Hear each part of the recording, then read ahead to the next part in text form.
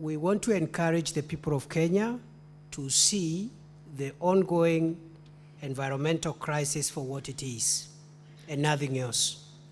Just like all other matters, it's a national crisis. Kenya is paying a huge price for the environmental crisis that we have nothing to do with. It is the pollution and the degradation of the environment, mainly by the big polluters of the world, that is responsible for the devastation we are doing.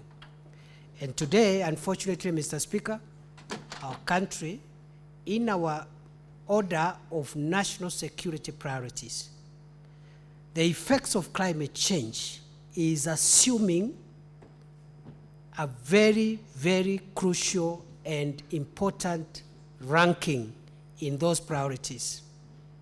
The people we have lost in the last 1 month in this country are almost 80% of all the people we have lost to terrorism in the last 10 years. That is how serious the climate crisis is. And the rains are not over yet. And therefore, directly to what the Senator for Embu has said, we want to ask leaders, influencers, politicians, and all other people in positions of authority and influence to desist politicizing or even inciting the public, especially when security alerts and security orders have been issued. They are for the public safety. They are not for politics. They are not for other things. And we hope that this is the last time we are going to have people, our people being carried away by raging waters when they are sleeping at home. We have issued directives on recovery of all riparian rivers and other fragile ecosystems. Those are security directives. They are not requests.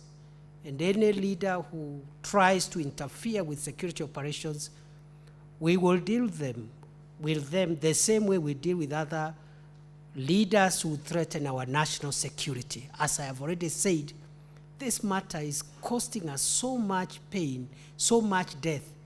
It's now equivalent to what terrorism, banditry, and other serious crimes are doing to Kenya. The orders that are issued for public safety are mandatory. They are not political. They are not sectarian. They cannot be trivialized by leaders going to inside communities and telling them, stay here until I don't know what happens.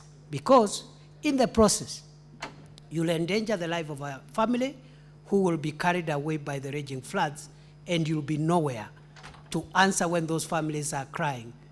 And therefore, I take you, and very soon, in the course of the day, the government will be announcing how we should respond for a long-term basis to confront the climate crisis before it destroys our country. We are already 20% of the GDP, and the resources we have produced have already been taken over by our response expenditure to try and mitigate loss of life and property. I submit.